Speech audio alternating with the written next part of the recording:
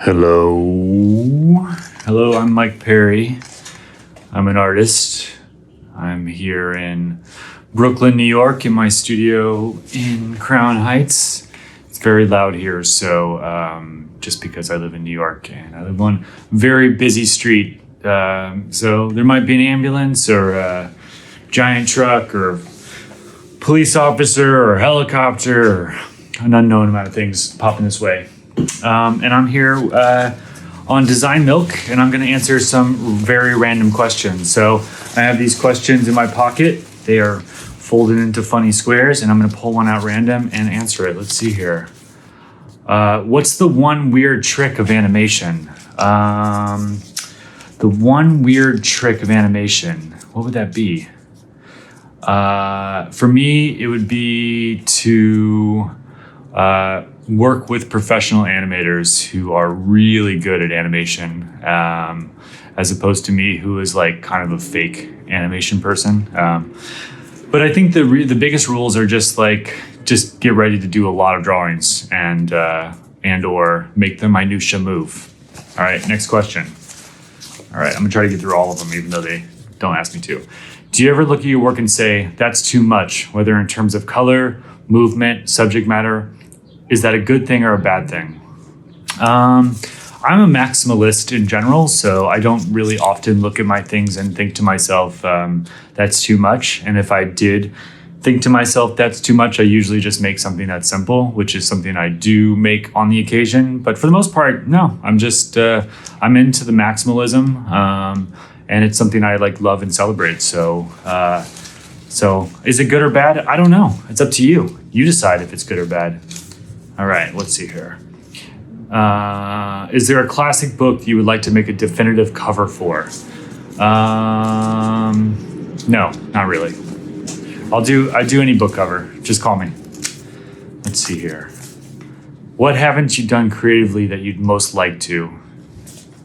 Well, I've been working on a TV show, conceptual TV show with a friend of mine, this guy, Jim Stoughton, for many, many, many years. And I would love for it to go into production and to spend 10 years making this very crazy show that hopefully all of you will see someday. But for now, it's on my bucket list. So fingers crossed. All right. How did Dungeons and Dragons shape your art?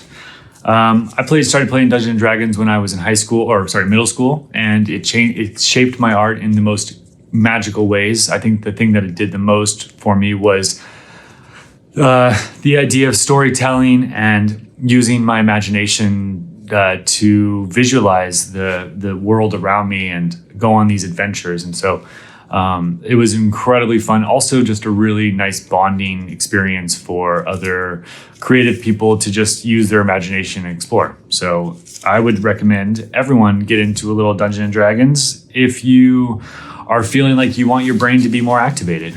All right, what else we got? Whose art hangs in your home?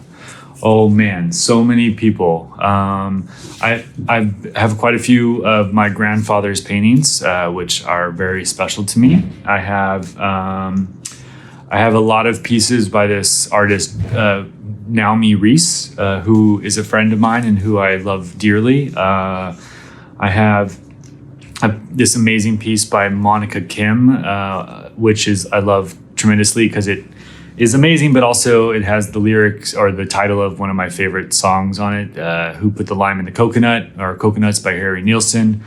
I have some pieces by this guy, Josh Cochran. I have a couple of things by Jim Stoughton, who I mentioned earlier. I have a photo by this Eric White gentleman. I am not alone over here.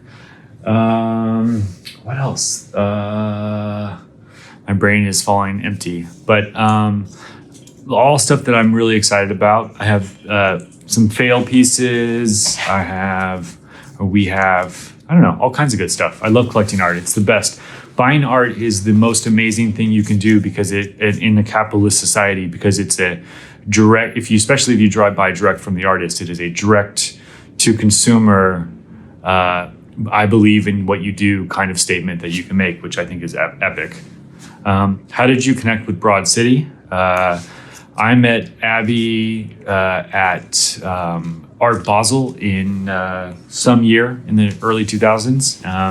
And we made connection. We became friends-ish, like acquaintances. And then time passed and she, made this show, and she just thought Mike would be a great person, that's me, to work on it. And so I don't know, just like met right time, right place, like in the world. I mean, the networking is real. So I know, go outside, everybody. You never know who you'll meet. Also be a good person, because if you're an asshole and you meet somebody, you'll never get hired by them. What's one piece of advice you'd return over and over again? Oh, I think I just said it. So I'm just going to let that be. Actually, I would say the one piece of advice I would return over and over would be just in general, just at least the advice I give to myself, which is just be a good person and try to work hard and do your best on this planet and be a contributing member. Contribute more to society than take. What other TV show, if any, do you most wish would feature your work? Like I said, I would love to make the TV show that I've been working on for years. So if you have any, if you want to make a TV show with me, give me a call. And that's it. That was really fun and fast. And I'm Mike Perry. I hope that worked out. And we'll see you next time on the internet. Peace.